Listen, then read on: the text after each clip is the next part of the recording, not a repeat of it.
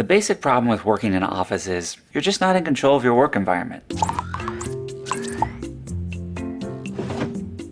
Howdy, my name is Matt, and I'm the CEO of Automattic, the company behind WordPress.com, Jetpack, and WooCommerce. We're coming up on over 800 employees, and they live everywhere, from California to Alabama, Mississippi, to where I live in Texas. They're also in 67 countries: Canada, Mexico, India, New Zealand.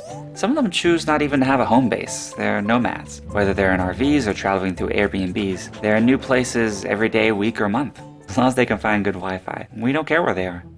Our focus on distributed work wasn't something that happened accidentally. It was a conscious choice from the very beginning. In fact, you'll probably notice I don't use the word remote because it sets up the expectation. There are some people that are essential, some that aren't. I use the word distributed to describe what we do, where everyone is on an equal playing field. I think a distributed workforce is the most effective way to build a company. The key is that you have to approach it consciously. When we started WordPress, many of the first 20 hires were people who I'd never met in person, but we'd already collaborated online, sometimes for years. I wanted to continue that as the company grew for one simple reason. I believe that talent and intelligence are equally distributed throughout the world, but opportunity is not. In Silicon Valley, you have the big tech companies fishing from essentially the same small pond or bay. By making the company distributed, we can fish from the entire ocean. Instead of hiring someone who grew up in Japan but now lives in California, you can gain someone who lives, works, wakes up in the morning, and goes to sleep every night, wherever they are in the world. They bring a different understanding of that culture and a different lived experience day to day. At the base of the decision to go distributed, there's a desire to give people autonomy over how they do their work. Unless you're in a role where specific hours are important, you can make your own schedule. Everyone can have a corner office. They can have their windows. They can have the food they want to eat. You can choose when there's music and when there's silence. You can choose what temperature the room should be. You can choose to save the time you'd spend commuting every day and put that into other things that are more important to you. A distributed workforce is ideal for a technology company, but I often get the question, hey, this works great for y'all, but what about everyone else? If you already have an office, there are a few things you can do to build distributed capability. First, document everything. In an office, it's easy to make decisions in the moment, in the kitchen, in the hall, but if people work remotely and some members of the team are having those conversations they don't have access to, they'll see these decisions being made without understanding the why. Always leave a trail of where you were and what you were thinking about. This allows others to pick up where you left off. That's great for allowing people in different time zones to interact. It's also great to think about as an organization evolves, with people leaving and people joining. Along those same lines, try to have as much communication as possible online.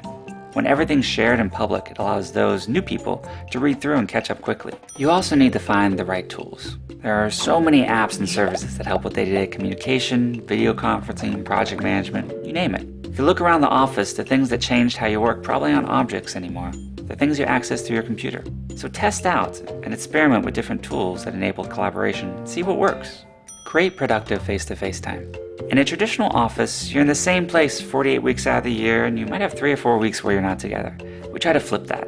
So we come together for short, intense bursts. Once a year, we do a grand meetup where the entire company comes together for a week. It's kind of half work, half play. The primary goal is connecting people. When we leave, we want to make sure that everyone's aligned and on the same page, and that they have a deeper connection with their colleagues, so that when they work together the rest of the year, they can bring together that understanding and empathy. And the final practice is, give people the flexibility to make their own work environment. Every person at Automattic has a co-working stipend that they can put towards a co-working space, or just to buy coffee so they don't get kicked out of the coffee shop. We even had one group in Seattle that decided to pool their stipends together and rented a workspace on a fishing pier. Also, when each person joins the company, we give them a home office stipend. This is money they can invest in getting the right chair, the right monitor, the right desk setup, so that they can have the most productive environment for them.